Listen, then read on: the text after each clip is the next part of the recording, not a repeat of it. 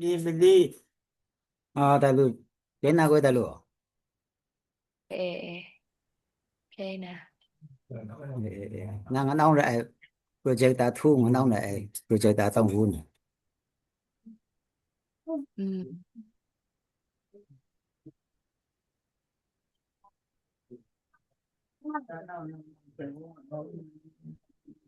Nó kêu là chị muốn chạy rồi là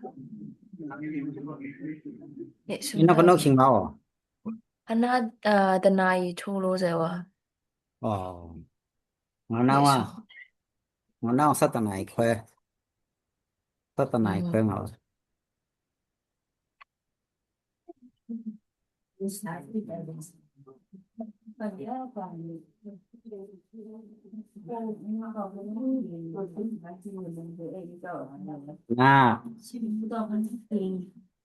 nó cuối ăn tông ở đây đại陸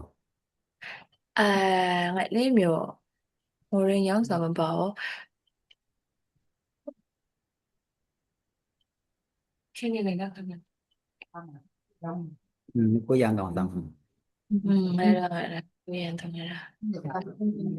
nếu quy ăn đâu quy ăn ấy sao ra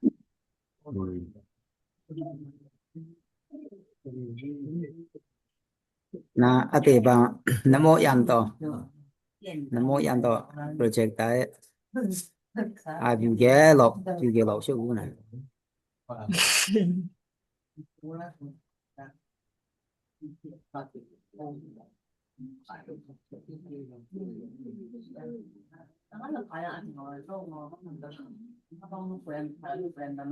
nhảy miếng có chỗ trọ sao bên em hiểu chia lấy free dọc nhảy miếng ra có giá chỗ ra Aku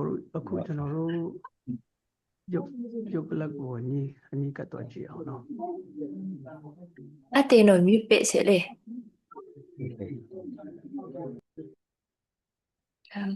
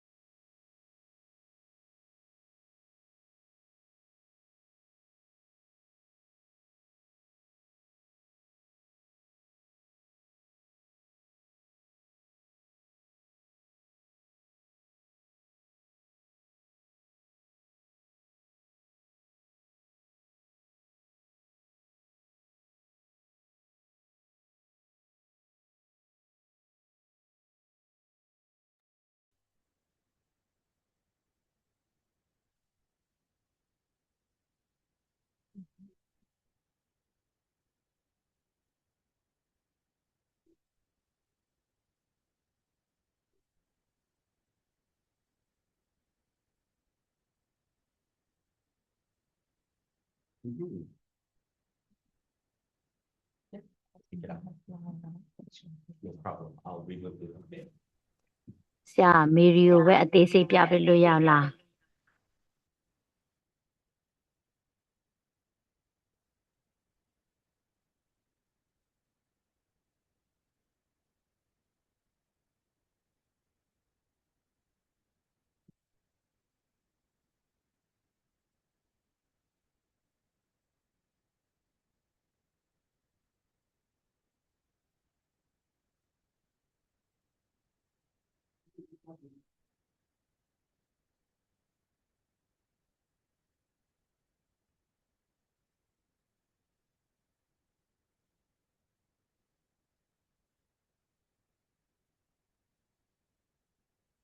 ကျွန်တော်ကင်မရာကိုပေါင်းလိုက်မယ်ခဏနည်းနည်းလုံနေတယ်နော် sorry You're using the piano today. Okay, I hope that gap is enough for the person to pass it over to me. I can understand you. Thanks, yeah.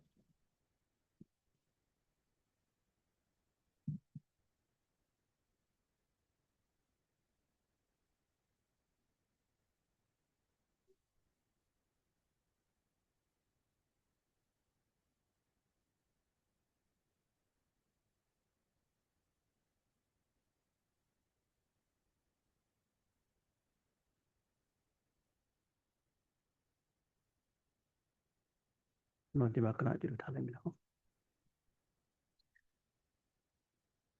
ခုလို့ရှင်တော့စာရေးလို့ရတယ်နော်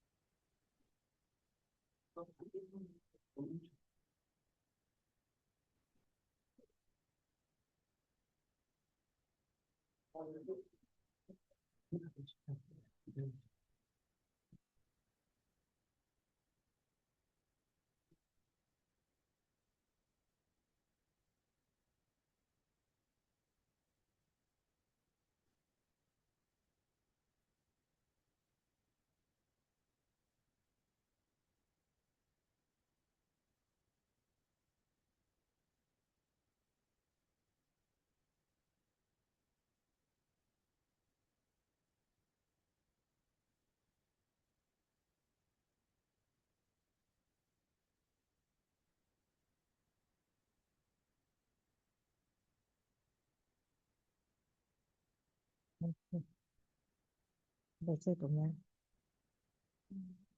Nhanh chụp chả nữa đây là chụp.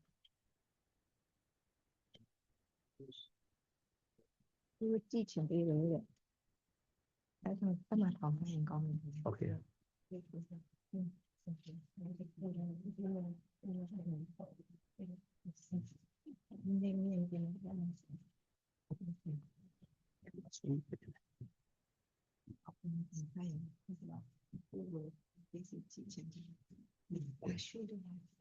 chỉ coi được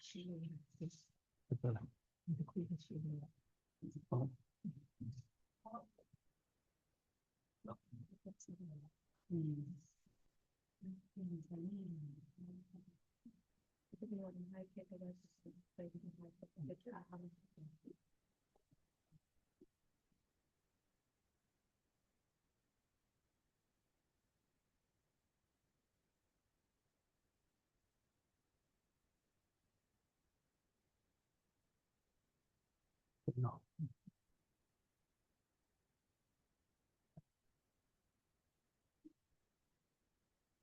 先别不买也ถูกที่จบเลยที่จะตัวว่าเลย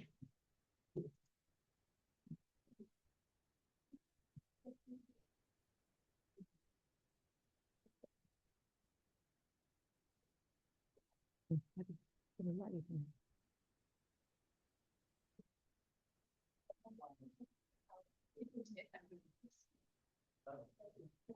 ยูวีเด็ก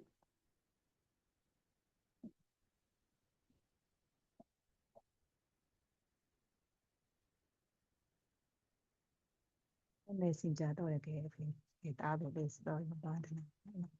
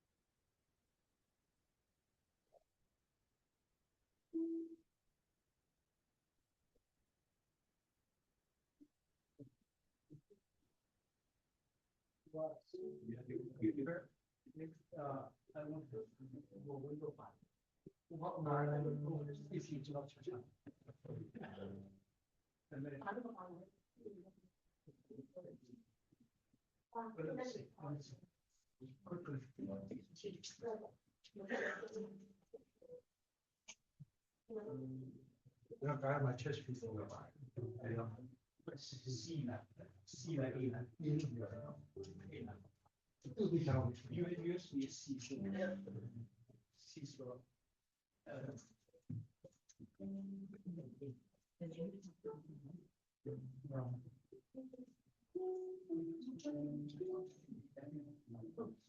can set it up for there. Are you gonna be showing it? I mean, yeah, it will be continuously. Okay, so even no, email even works. I'll set it up in there for you. Does it have HDMI cable? What adapter? No. Well, we can cut it in.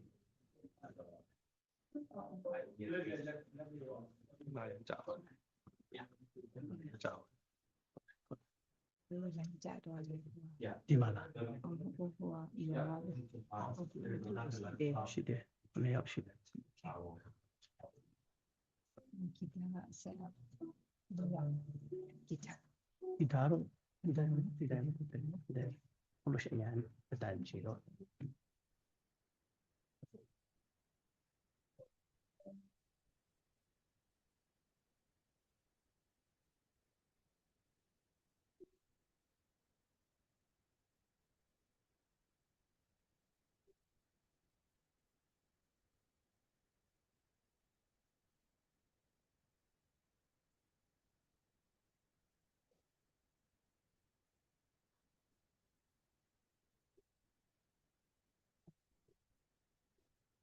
我觉得我们找来家的，等下你把说。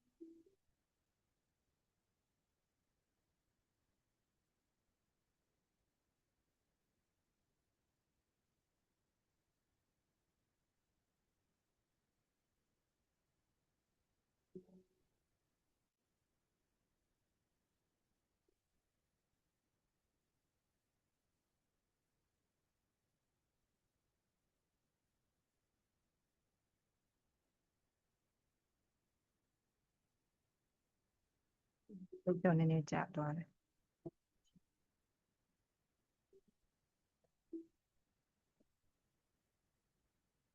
အေးအထွေအဖြစ်ကြီးအတော်လေးရလေ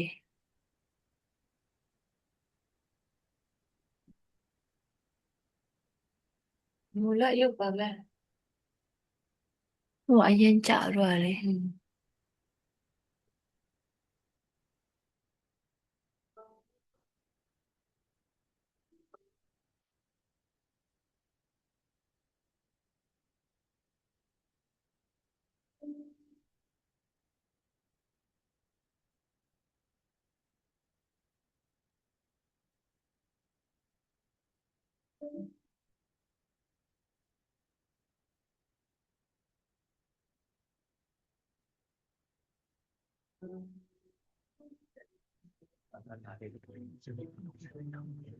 ဒီကချီချီလေးဆိုလို့တယ်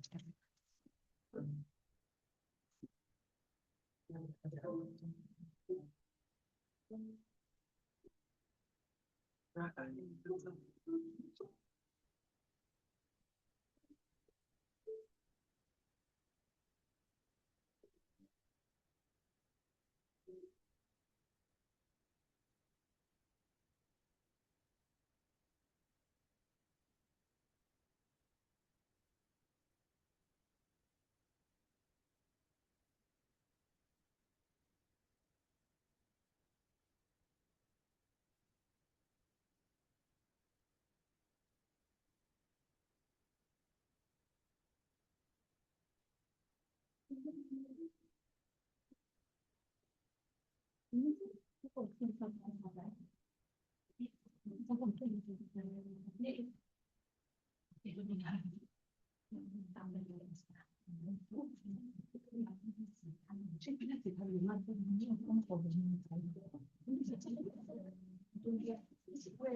you.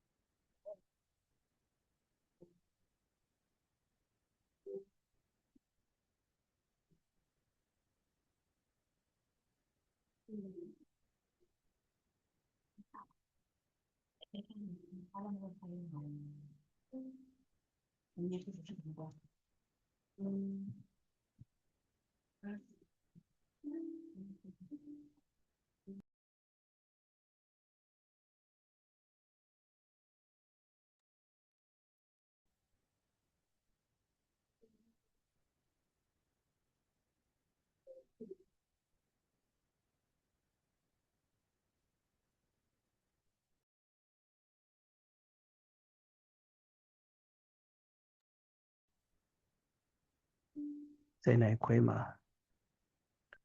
ဝတ်ပြုခြင်းစီစဉ်ကိုစားမှာဖြစ်ပါတယ်နောက်ထပ်10မိနစ်မှာဝတ်ပြုခြင်းစီစဉ်စားမှာဖြစ်တယ်နော်ခုလူလို့ရှင်အဲ့မှာပမာလို့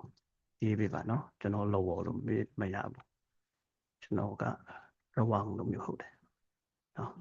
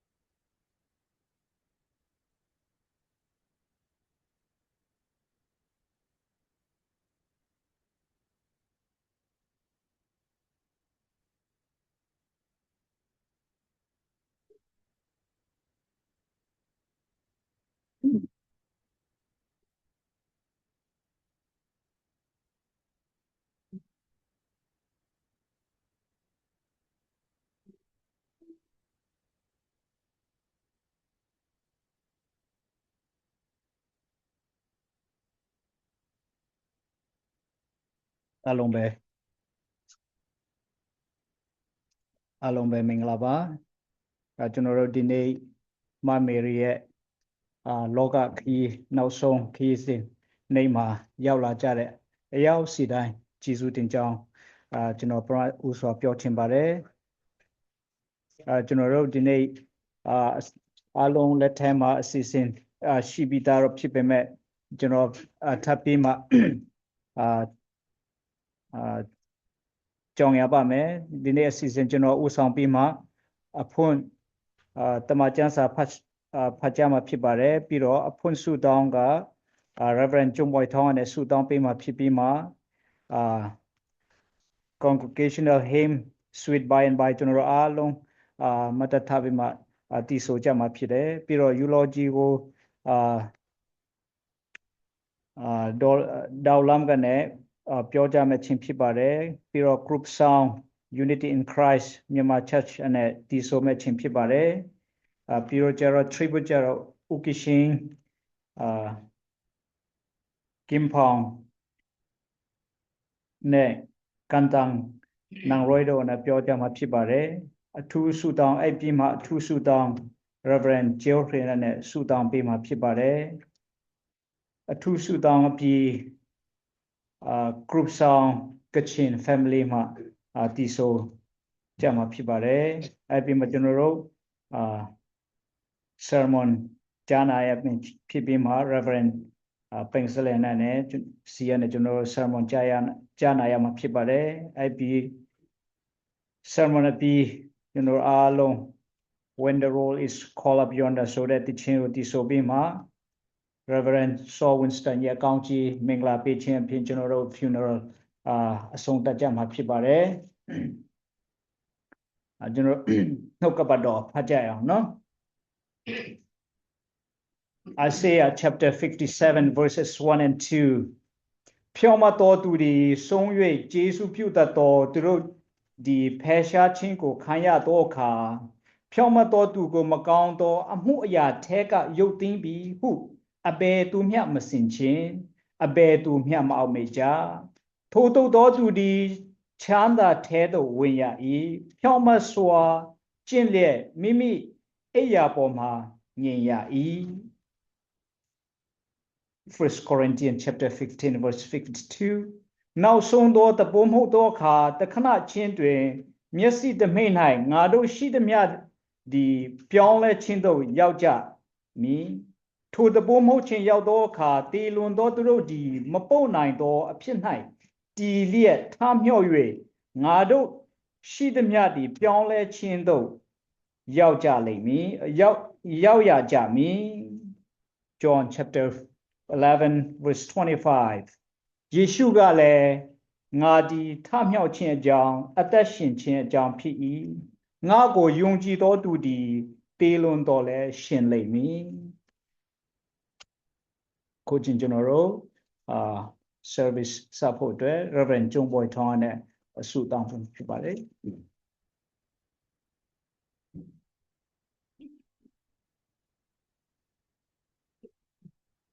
မဘိုင်ပါကန်ပထီယန်သူဇင်ချာနာဟင်နန်မာနီနဒိုတုကမီနိသီဆန်အင်နတန်ချန်မီခရောင်ခပ်နာခရောင်နုနာနပေကမီနဖနူမေရီချူနေဟနီဟီဝလယာချွန်းအတက်ဆာဒေါနက်စမန်ဆေလောခရောင်နုနာကချွန်းနေဟင်ဟီနန်မာစနာအဖက်နက်နီအစီတီခါခရောင်မစ်နကန်ဟ်တရချာမဘိုင်ပါကနလုံးအင်းနမင်ကနသန်းထက်ကိုအာမင်မဘိုင်ပါကန်ပထီယန်သူဇင်ချာနာဟင်ဟီကာမနာဗလေင်ဟီကာမနာအရောအထတူဗီယယ်တင်ဟာဇုံနီနီနခတာချွန်းအမဘန်တုကန်ကန်ကလ်ဝေတီလိုက်တီလုံပုတ်ဘူဟေနန်မာလဟယာကာရဟမီကန်စီခိုနာငါသီနက်အင်နထုံထာနချီမီဟေနန်မာနီဖီယန်နကရကန်ပေကောတိမဘိုင်ပါနစနထာကန်ဂျမ်မဘိုင်ပါတူချာနာအန်ဟူဘီခိကာမနာနဒိုတုကမီနဖနူမေရီခနာကာအတူ program ကန်ထောက်ချန်နန်မာနီကန်ချန်ကန်ဇေဇုံဗီယယ်တေဟေရက်ကန်တလိုက်ပြလောရက်ကန်အုံပီလောတူချာနာနချန်ဟိကာမနာကန်မန်မီဗီယယ်တေဟေနန်မာကန်နိုင်နက်လနဆွန်ပါနက်ချာစကောစေတီအင်akan come to no fali su men in thakan chamboy pa kan petian amen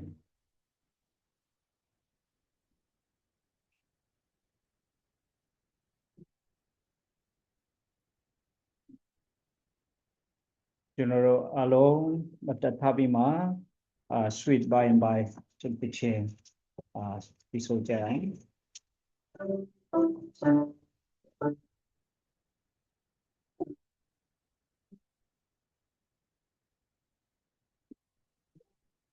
When the days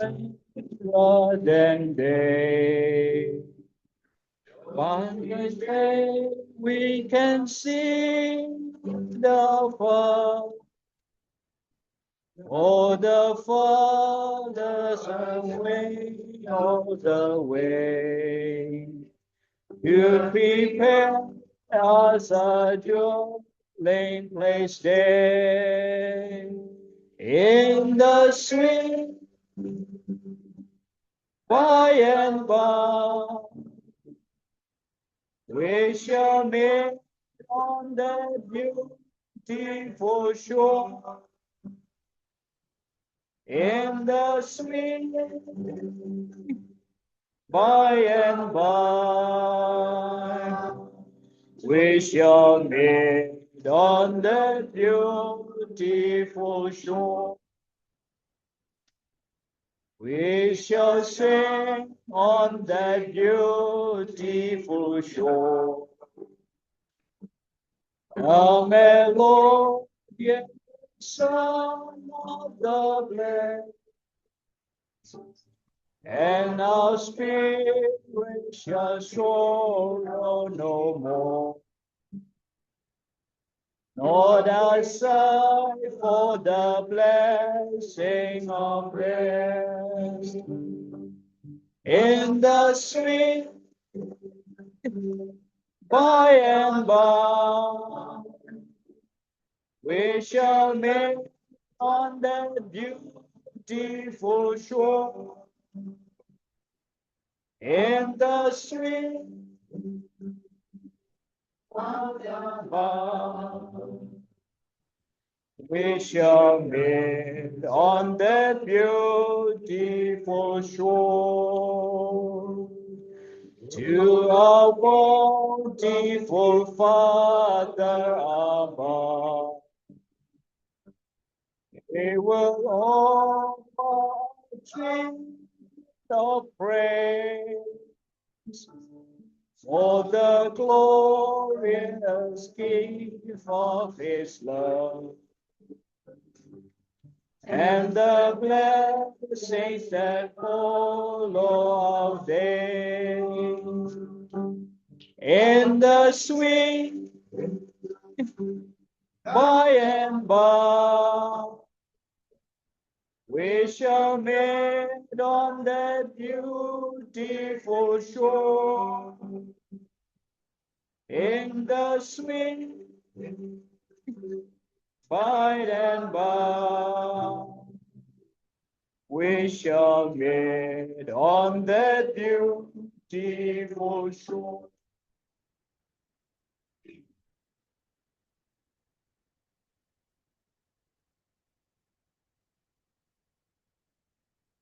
Pushing eulogy will deliver Poyan, Daulam ko General Kejayang.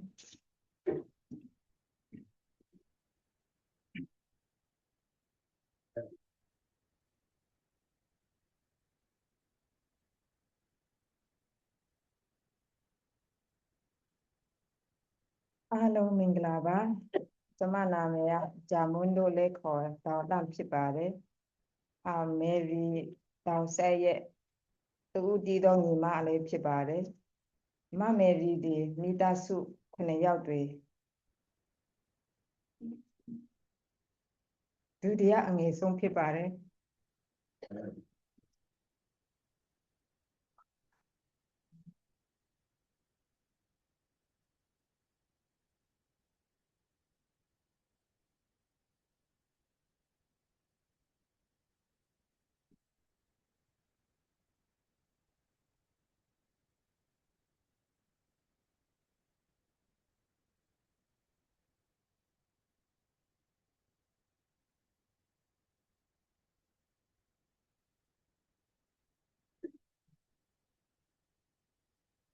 Zimbala, the Kachimbine, Wimo Mune, Mountain Jayabi. We park be February necessity. The town is set out moonway, don't I don't set out with. Yeshu Krina, if you do care about it. Mamma di Yago, a young to do. Ya a load or die at that shimbo. Say I tatan do.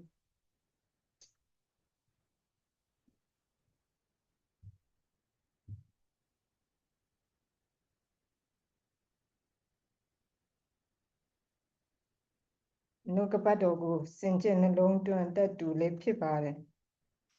A Pimasaga, Masaga Navy, a Masaga apioso, Mitasu dango, the deep base so much that do.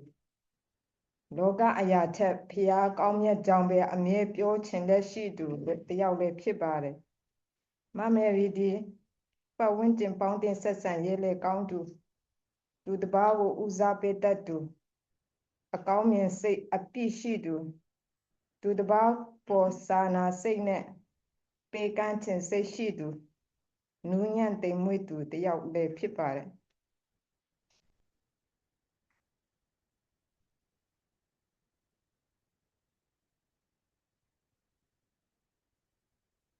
မြန်မာပြည်မှာနေချိန်တွေလည်းပညာဒါနမှာစက္ကန့်နိုင်ခဲ့ပြီးမလေးရှားမှာလည်းကိုရီးယားမစ်ရှင်နရီတွေပညာဒါနအဖြစ်ပါဝင်လှုပ်ဆောင်ပေးခဲ့ပါတယ်သူအားနည်းချက်ကသူတစ်ပါးပေါ်အားနာလွန်ခြင်းဖြစ်တယ်လို့ကျမညီမတစ်ယောက်အနေနဲ့မြင်ပါတယ်ကျမတို့တော့သူဒီအမလိုအမေလိုတငယ်ချင်းလိုပဲ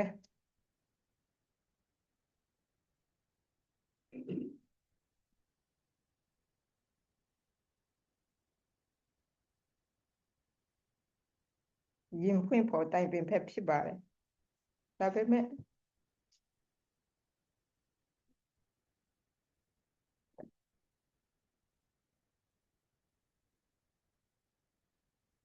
သူဖျားတဲ့နေကစပြီးသူရဲ့ရင်ဖွင့်ဖို့တိုင်ပင်ဖို့ဟာဖျားသခင်ယေရှုတပါးတည်းဖြစ်သွားတယ်လို့ကျမခံစားရပါတယ်ကျမဝမ်းထဲမှာသူမလို့ချင်ခဲ့ဘူးသူကြောင့်သူဘာဒုက္ခရောက်မှာအရင်စိုးရင်ခဲ့သူဖြစ်ပါတယ်ကျမကိုလည်းသူကြောင့်စိတ်မညစ်ဖို့မငိုဖို့ပြောပါတယ်သူ့လိုအမတယောက်ရလို့အရင်ကိုဂုဏ်ယူမိပါတယ်မမယ်ရီအဖေဆဲကိုအစင်ပေးတဲ့ဖျားကိုလည်းကျေးဇူးတင်ပါတယ်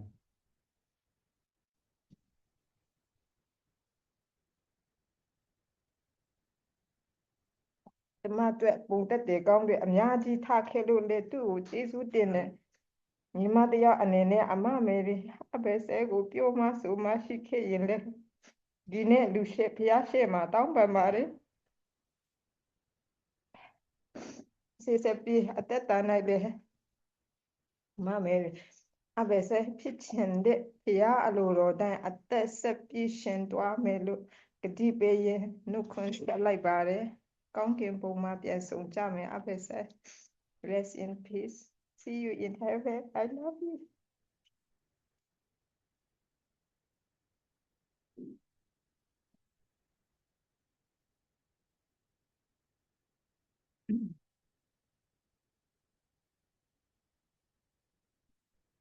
ခုပြင်တော့Unity in Christ မြန်မာ Church အနေ group song တည်ဆိုနေခြင်းဖြစ်ပါတယ်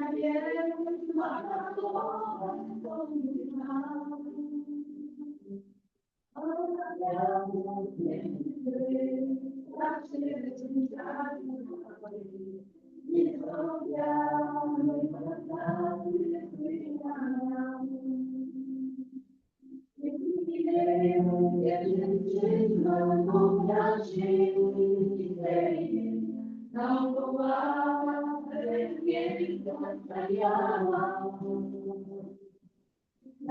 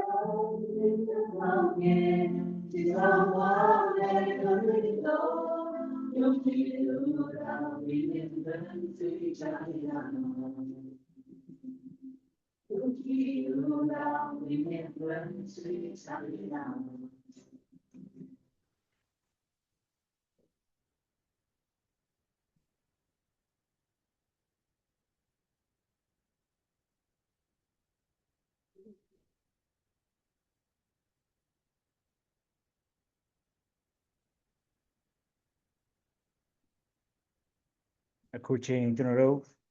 ဒီရှင်ကင်းဖောင်နဲ့ကွန်တန်တန်းတွေတို့စကားပြောလို့ရအောင်ကျွန်တော်ဖိတ်ကြရအောင်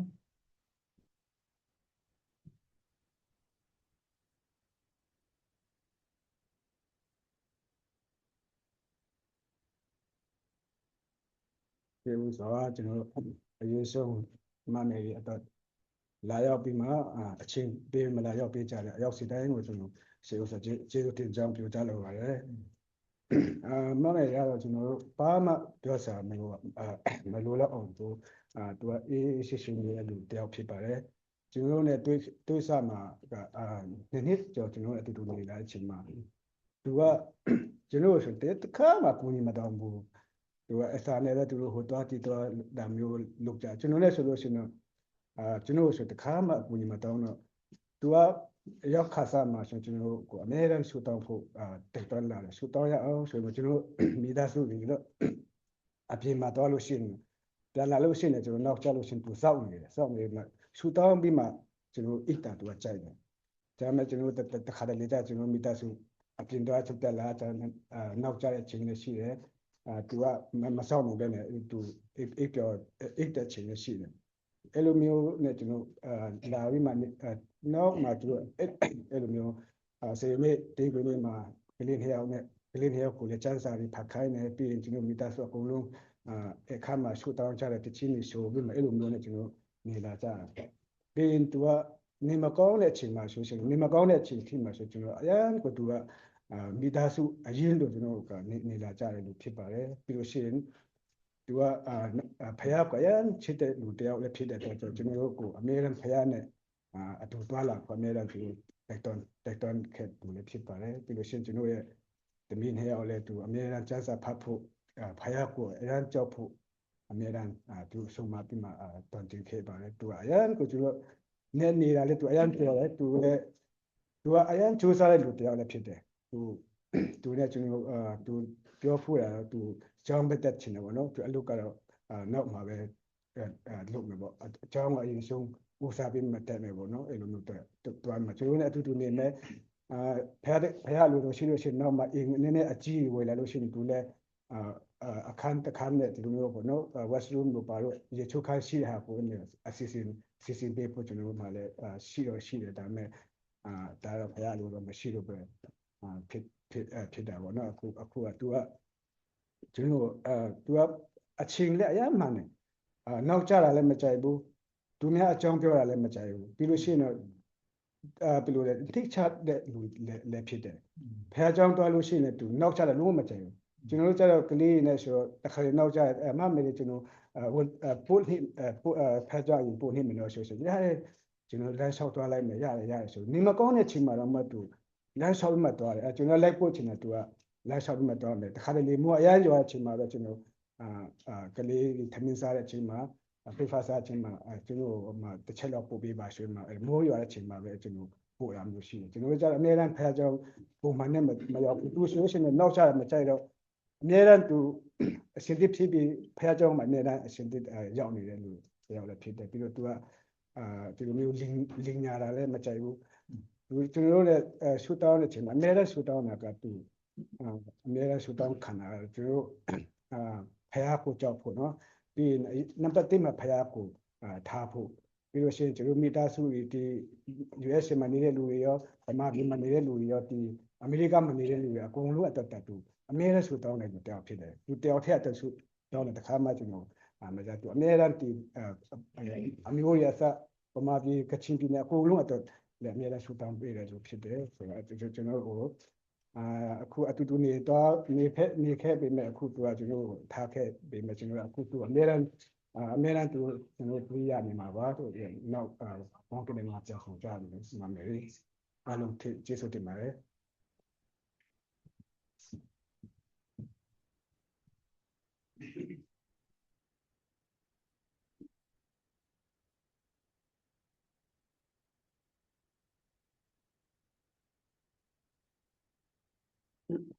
အားလုံးကိုကျေးဇူးတင်ပါတယ်ကျွန်မစကားမပြောခင်မှာဒီ Kachin Canadian Association ကနေပြီးတော့မမေရီအတွက်ပို့လာတဲ့သုံးလွှာကိုကျွန်မ Kachin လိုပဲဖတ်သွားမှာဖြစ်ပါတယ် Kachin Canadian Association Yonkian Laika Ntwe March Ko King Kong Kun Group Chi Mary Davsai Lekik Davsai Ko February Kun Saya King Kong Kun Group China de na den Kim Sum Minute Sum Shi Group Thaမဒူယေစုအမပြန်တာပြပြောမတော်ဆိုင်လမ်နာကျေလူဝဲမကျော်ကနေဒါမုန်ဒန်ငါပွန်ပောင်မြူရှာနီမုန်ဒုံတာမရှာနီတဲ့ရောယွန်ကန်ငါကအိုင်ချီမေရီတောက်ဆိုင်ကိုကနေဒါဒူအတန်ကို Kachin Canadian Association a member လငိုင်ခုနာ King Kong Kum Sum Ning September ကိုရှန်လုံးလက် KCA အမြူရှာလမ်ချ British Columbia အကစားThailand EC member kuna Rai Lamcha Shanglom Upnon Bongban Wasaire Shia Amusha Pe Sora Le Musha Lamcha Shkushja Upnon Doja Lai Wasai Lampe KCA got na Great Jeju Dumlet Kunga Jotaka Ai Yatenta she Mary Dausai go Mudu Yisu Te around right or Sai Pe Munkamka Ai Ngui pyo ai sum sing mung dan ta thani thana bansa nga u ga ngun ja mpra the shikram ta ka ai ngam nga ai dum tam shani yong mung grai sang ko na shlan shpra nai jeju dula u ga ngu kyu phi ya ta ka ai mit wai let Kachin Canadian Association di sa ka ro di KCA ကနေပို့လာတဲ့ Mary အတွက်နှုတ်ဆက်တဲ့စာလေးဖြစ်ပါတယ်ဒီနေ့ Mary ညီမလေးပေါ့နော်ညီမအကြောင်းပြောရမယ်ဆိုရင်တော့လူတိုင်းကအားလုံးသိပြီးသားဖြစ်ပါတယ်ကျမအနေနဲ့ဘာမှတောင်ထပ်ပြောစရာမရှိတော့တဲ့လောက်ထိအားလုံးကသူ့အကြောင်းသိပြီးသားဖြစ်ပါတယ်ဒါပေမဲ့ကျမကိုဒီလိုအခွင့်ပေးတဲ့အတွက်ကြောင့်မို့လဲကျေးဇူးတင်ပါတယ် I'm really honored to speak about Mary လွန်ခဲ့တဲ့ September 2023မှာကျမကိုဒီ Kachin Association ကနေမှကျမကို contact လုပ်ပြီးမှပြောလာတယ် Vancouver မှာ Kachin ညီမလေးရောက်နေတယ်လို့ပြောလာတယ်အဲ့ဒီတော့ကျမ Vancouver ဆိုတော့လေဘယ်နေရာလဲပေါ့ location လည်းပေးပါ contact အကုန်လုံးပေးပါဆိုပြီးမှကျမရလာတဲ့တခါတည်းသူ့အဆက်အသွယ်လုပ်တယ်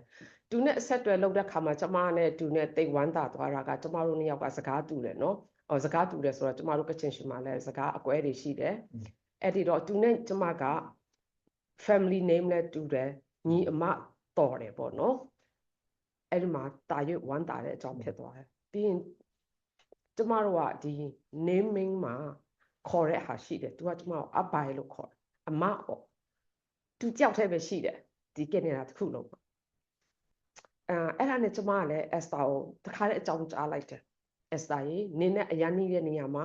Sheraton Hotel မှာသူရောက်နေတယ်ဆိုတော့ Esther လည်းသွားမယ်တဲ့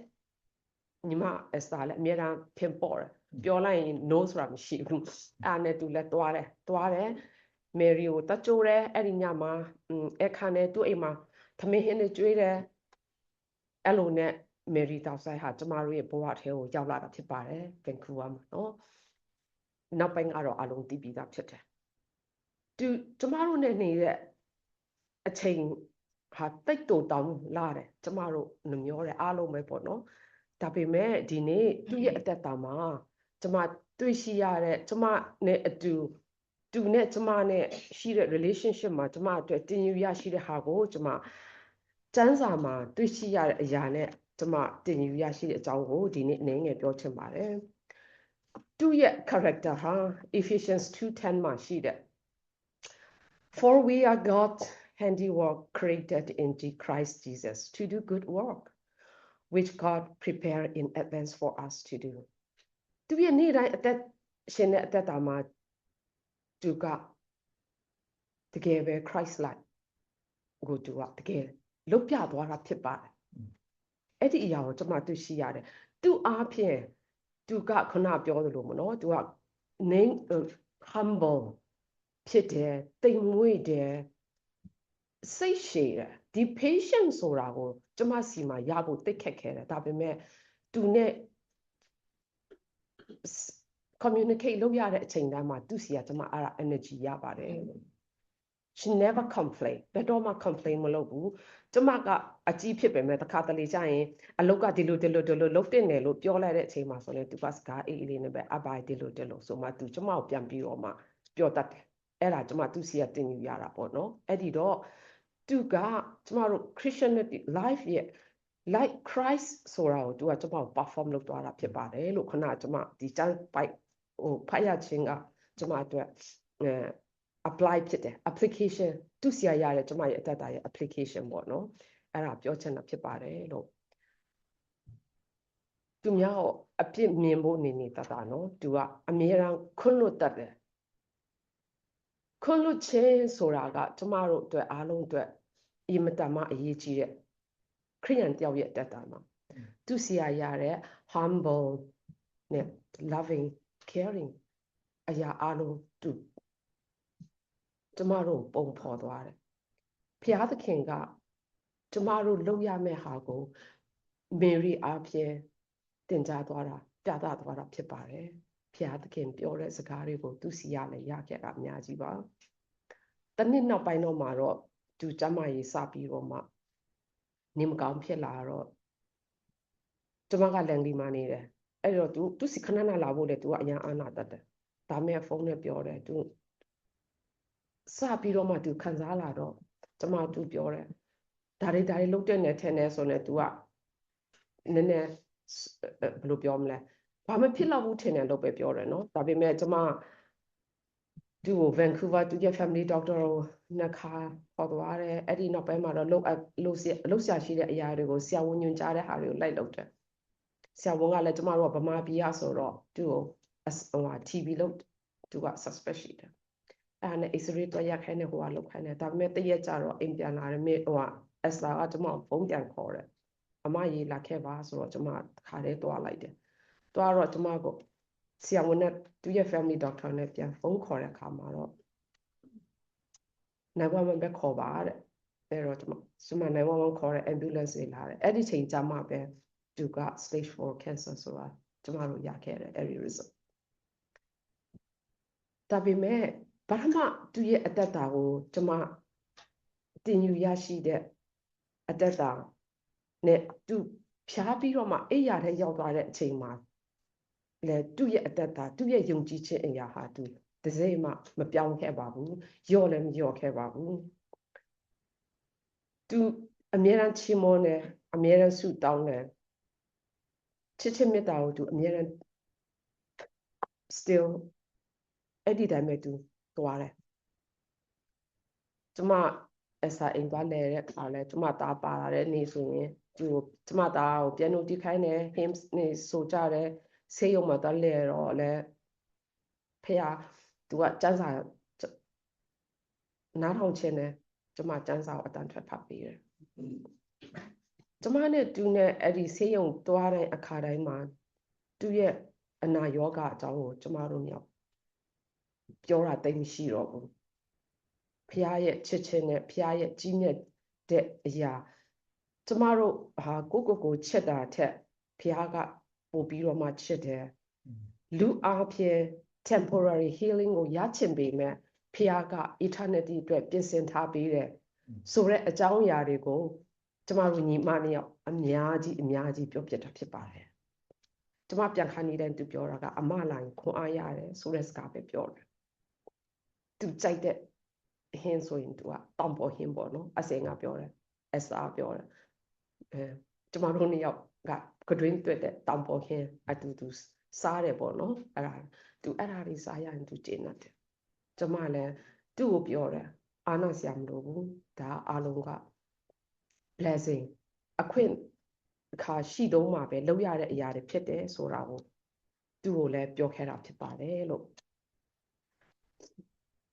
သူကဒီခုန KCA မှာလည်းသူ့ကိုပြောတဲ့အခါမှာသူမငြင်းဘူးကျမခုမှရောက်တယ်ဒါပေမဲ့လူမျိုးရေးအတွက်ဆိုကျမတတ်နိုင်တယ်လို့ပါဝင်ပါမယ်တဲ့အဲ့ဒီတော့သူကဖျားเจ้าမှာအနန္တဆက်ကတ်တယ်လို့လူမျိုးအတွက်လည်းသူကအမြဲတမ်းဆက်ကတ်ချင်တယ်သူရဲ့နှလုံးသားက serve the Lord that is her key point of her heart သူဆေးရုံမှာရောက်နေတဲ့အချိန်မှာလည်းဒီတံပိုက်အပြင်ကျမပြန်ပြီးတော့မှအမရစီချင်ပါတယ် Seek the Lord and His strength seek His presence continually First Chronicles 16:11 မှာသူအဲ့ဒါကိုသူလုပ်ပြသွားတယ်နောက်ဆုံးဒုတိယအချိန်ဆေးရုံတန်တက်တဲ့အချိန်မှာနောက်ဆုံးအချိန်မှာတော့ကျမကသူနဲ့တွေ့တိုင်းသူရေမောနိုင်ဖို့သူရဲ့အသိအကြောင်းတွေကိုတောင်ပေါ်ကအကြောင်းလေးတွေကိုကျမတို့နဲ့ကျမကို share လုပ်တဲ့အချိန်မှာ love and laughter ပေါ့နော်ကျမတို့ညီမနှစ်ယောက်ရည်တယ်ပြုံးပျော်ရွှင်တယ်ကျမသူအဲ့ဒါဖြစ်ခိုင်းစေခြင်းတယ်အဲ့ဒီတိုင်းပဲလဲကျမ visit လုပ်တဲ့အချိန်မှာအများအဖြစ်သူလက်ရှိဖြစ်နေတဲ့အရာကိုမေ့ခဏတာလေးဖြစ်သူမေ့ပြီးတော့မှမမြင်နိုင်သေးတဲ့အရာကိုသူ့အတွက်ပျော်ရွှင်စေဖို့ရန်အတွက်ခွန်အားဖြစ်စေဖို့ရန်အတွက်ကျမတို့နှစ်ယောက်ရဲ့ conversation ကအဲ့ဒီဟာပဲသွားတယ်သူလည်းကျမခွန်အားပေးတယ်သူ့ပေါ်မှာလည်းကျမခွန်အားပေးတယ်အဲ့ဒီတော့နောက်ဆုံးအချိန်ထိ Mary ဟာ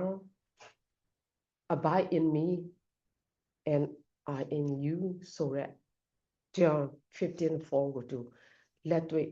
လှုပ်ဆောင်သွားတယ်အတက်တာအဖြစ်ပုံသက်သေးပြသွားတယ်ဒီတံပိုက်သုံးခုအဖြစ်ကျမက Mary ရောက်ရှိလာတဲ့အချိန်မှာတွေ့ရတာနဲ့သူရဲ့နာမကျမ်းဖြစ်တဲ့အချိန်မှာ how she keep her strength from God နောက်ဆုံးချိန်ထိသူကဖျားနဲ့အတူရှိသွားတယ်ဆိုတဲ့ဟာကိုပြောရင်းနဲ့ညီမလေးကိုနှုတ်ဆက်ပါတယ်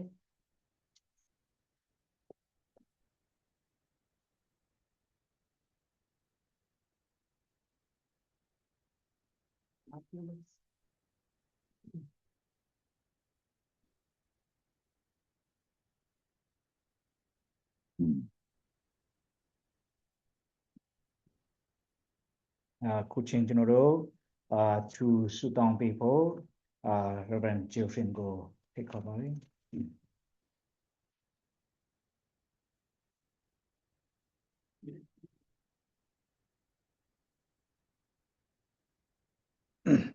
ညီမငယ် Mary ရဲ့ကြံရတဲ့မိသားစုညာအတွက်စုမတောင်းခင်ကျမ်းစာတစ်ချက်လေးရွတ်ချင်တယ်ယာယီသေးဖြစ်တဲ့ငါတို့နေအိမ်ဟာပြတ်လင်ကောင်းကင်ဘုံနဲ့လူလက်ဖြင့်မဆောက်တဲ့ထာဝရဘုရားနေအိမ်ထာဝရဘုရားတည်ဆောက်တဲ့နေအိမ်ရှိကြောင်းငါတို့သိရ၏လို့ကျမ်းစာမှာဖော်ပြတယ်ညီမငယ်မေရီဟာဖဖျား ဒီဆောက်ရနေအိမ်မှာသူကငြိမ်းချမ်းစွာအနာယူပြီးဟာလေလုယာဆုတောင်းကြယေရှုရှင်ဖဖျားကိုရောရဲ့မဟာယေရှုတော်မြတ်တော်ကိုရှေးဥစွာချီးမွမ်းပါ၏ကိုရောဒီနေ့ဟာကျွန်တော်တို့အားလုံးနှစ်သက်တဲ့ရွေးချယ်တဲ့နေရာတော်မဟုတ်ဘူးဒါပေမဲ့ကိုရောရှင်ဒီအကောင်းဆုံးပြင်ဆင်ပေးတဲ့နေရာမို့လို့ကိုရောကိုကျေးဇူးတင်ပါ၏ကိုရောရှင်ဒီနေ့ဟာ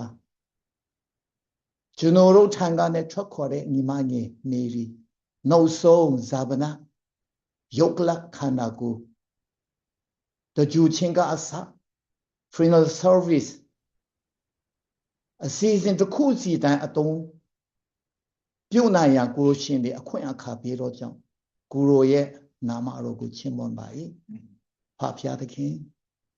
မေရီရဲ့ကြံရည်တော်မိသားစုများအားလုံးအတွက်ဆုတောင်းလိုပါ၏ကိုရောရှင်ညီတဲ့ချင်းပေးတော်မူပါခွန်အားပေးတော်မူပါဝင်တော်ဖျားသူတို့ကိုမဆတော်မူပါကိုရောရှင်မဟာအကျမ်းစီတော်အမှားယွင်းမရှိတဲ့ကိုရောရှင်ရဲ့လမ်းပြခြင်းကိုလေသူတို့မြင်နိုင်ဖို့ဝိညာဉ်မျက်စိပွင့်လင်းစေတော်မူပါညီတဲ့ချင်းပေးတော်မူပါဖဖျားကိုရောရှင် unity in Christ အသင်းသူတင်သားများသင်အုပ်အသင်းတော်လူကြီးများအားလုံးအတွက်သူတို့ဝန်းနေခြင်းများအတွက်ဆုတောင်းလိုပါ၏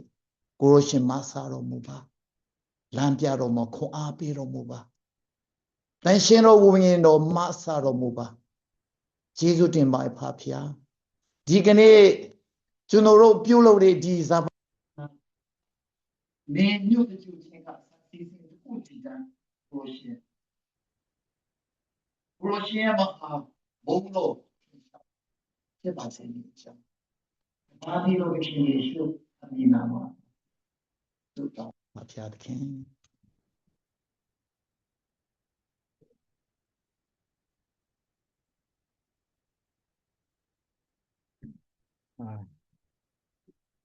ခုချင်းကျွန်တော်တို့ကချင်မိသားစုစီနဲ့တချင်ကြားနာရမယ့်ချင်းဖြစ်ပါတယ်ဒါပြုလို့ရှိရင် sermon ကို Reverend Pengzalian နဲ့နှုတ်ကပတ်တော်ဝင်ဟပေးမှာဖြစ်တယ်နှုတ်ကပတ်တော်ပြီးကျွန်တော်တို့ယေရှုတင်စကားဆီယမမီရီယမ်ကလည်းပြောပေးမှာဖြစ်ပါတယ်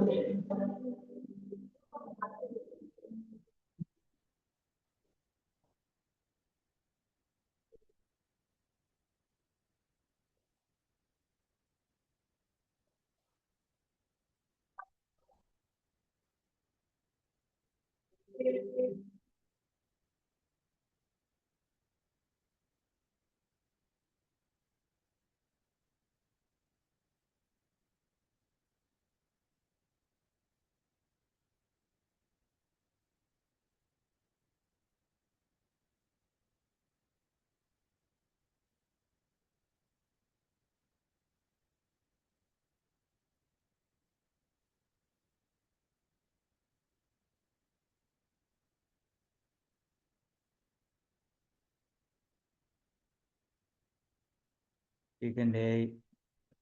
မမယ်ရီရဲ့နောက်ဆုံးနောက်ဆက်ချင်းဇာပနာအခမ်းအနားစီစဉ်မှာနှုတ်ကပတ်တော်ကိုဝင်ငါဖို့ပြင်ဆင်ပေးသောဘုရားရှင်နာမတော်၏ဘုန်းကြီးပါစေအာမင်ကျွန်တော်နှုတ်ကပတ်တော်နဲ့ငယ်ဖတ်သွားပါမယ်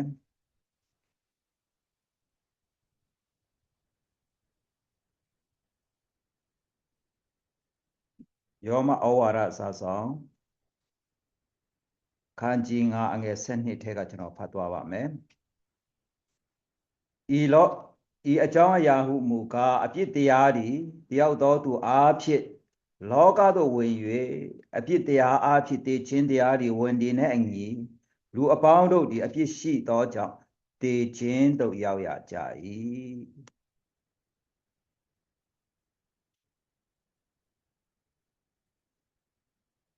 ယောမအခန်းကြီး6အငယ်23အပြစ်တရား၏အခအခါတည်ခြင်းပေသည်အေးမှာပဲကျွန်တော်ဖတ်မယ်ပြီးမဖတ်တော့ဘူး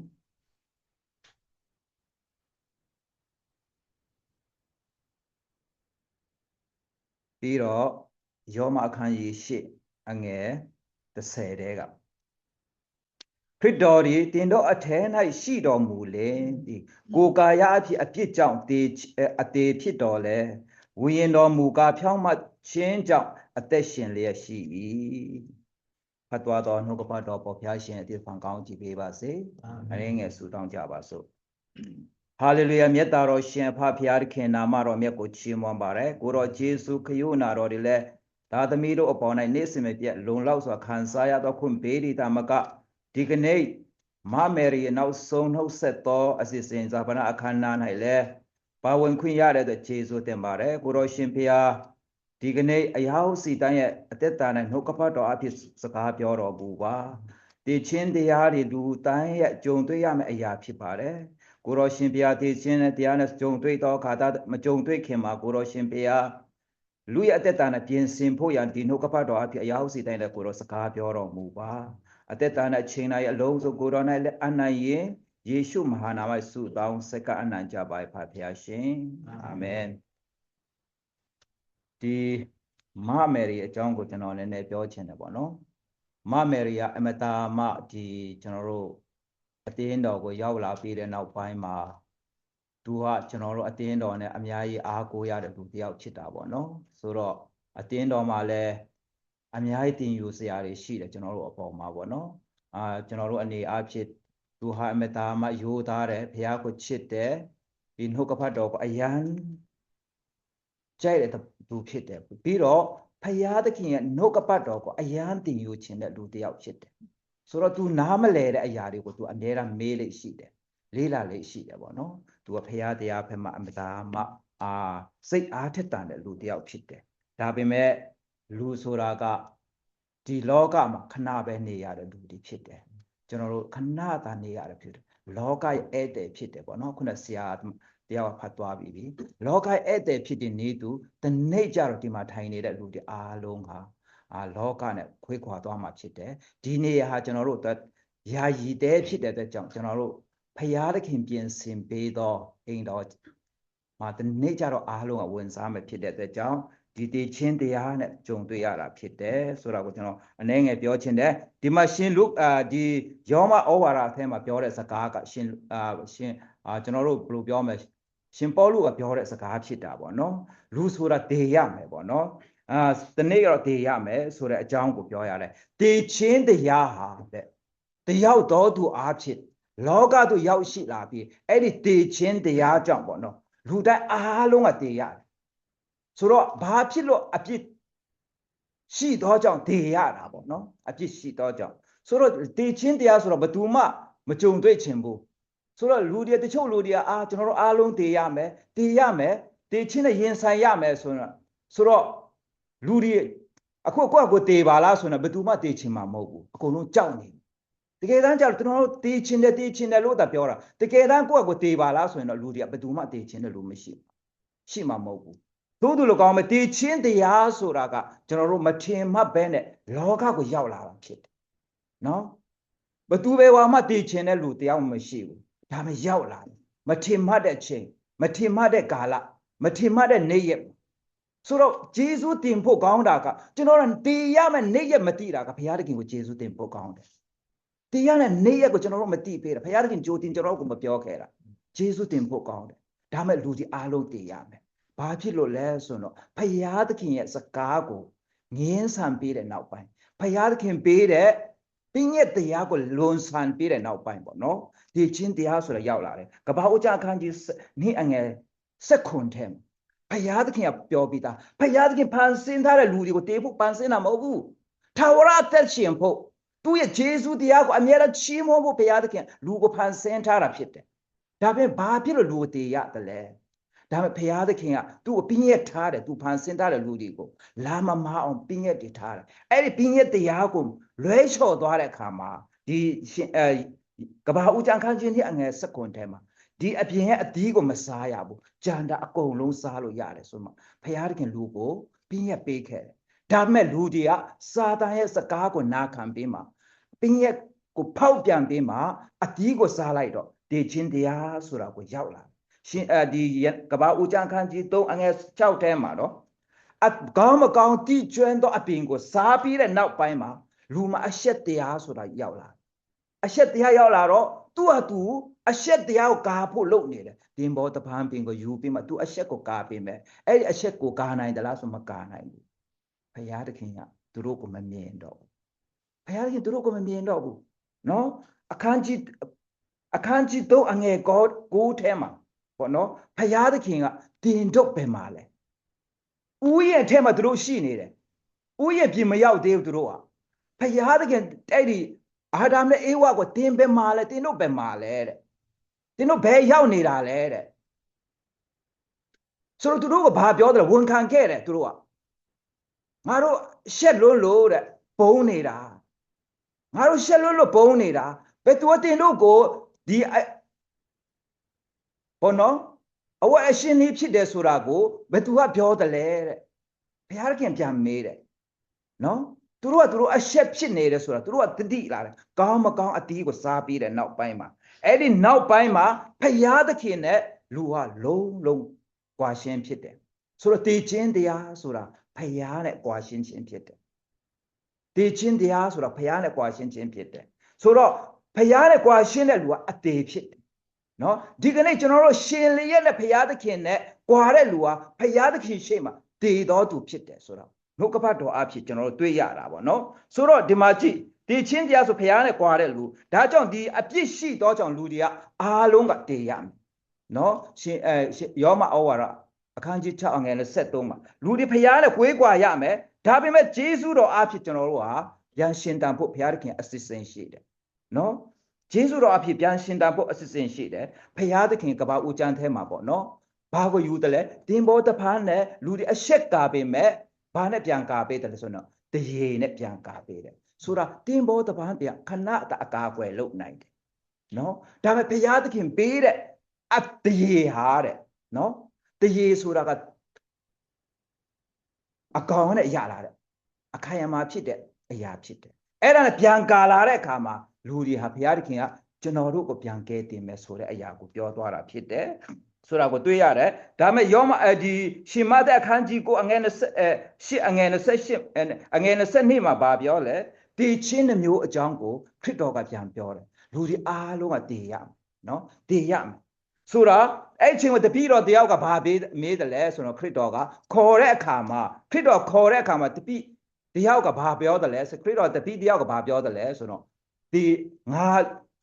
ခရစ်တော်နောက်ကိုကိုတော်ရဲ့နောက်ကိုမလိုက်ခင်မှာငါမိဘတွေကိုငါတကြိုလိုက်အောင်မယ်လို့ပြောတဲ့အခါမှာစကားနှခွန်း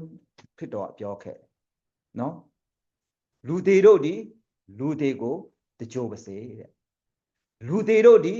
လူတွေကိုတကြိုပါစေအဲ့ဒီစကားမှာတည်ချင်းနှမျိုးဆိုတာပေါ်လာလူတွေဆိုတာဘာလဲလူတွေဆိုတာကဖယားအသက်ရှင်လျက်နဲ့ဖယားရဲ့စိတ်နှလုံးမှာတည်တော်သူဝိညာဉ်လုံးဝမရှိတဲ့လူနော်ငုတ်တုတ်ကြီးသူတို့ထိုင်လျက်နဲ့ငုတ်တုတ်ကြီးသွားလျက်နဲ့ငုတ်တုတ်ကြီးစကားပြောလျက်နဲ့